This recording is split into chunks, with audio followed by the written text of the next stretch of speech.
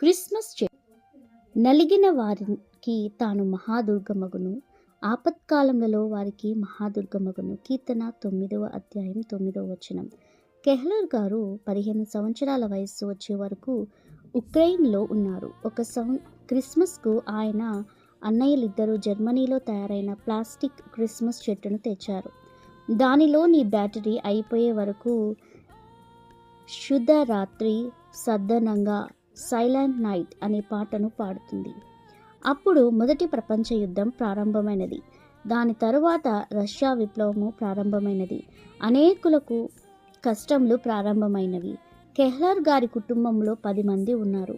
యుద్ధము వలన సేద్యము ఆగిపోయినది గనుక ఆహార పదార్థముల గురించి దొంగతనములు ప్రారంభమైనవి.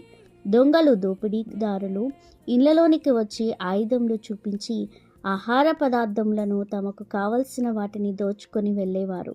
అటువంటి సమయంలో క్రిస్మస్ చెట్టు వారిని కాపాడింది. ఆ రోజు డిసెంబర్ 24వ తేదీ సాయంత్రం క్రిస్మస్ చెట్టును టేబుల్పై పెట్టారు. బ్యాటరీ క్రొత్తగా వేయగానే శుద్ధ రాత్రి అని పాడుట ప్రారంభించినది. ఇంతలో ఎవరో తలుపును విరగగొట్టి లోనికి వచ్చారు. వారి చేతుల్లో తుపాకులు ఉన్నవి. కుటుంబ సభ్యులంతా భయంతో వణికారు. కానీ వచ్చిన దొంగలు నిశ్శబ్దంగా నిలబడి ఉన్నారు. వారు ఈ పాట వింటున్నారు. పాట పూర్తి కాగానే ఏమీ మాట్లాడకుండా అంతా వెనుదిరిగి వెళ్ళిపోయారు. ఈ పాట ద్వారా దేవుడు మమ్ములను కాపాడాడు అని కెహ్లర్ గారి కుటుంబం అంతా సంతోషించింది.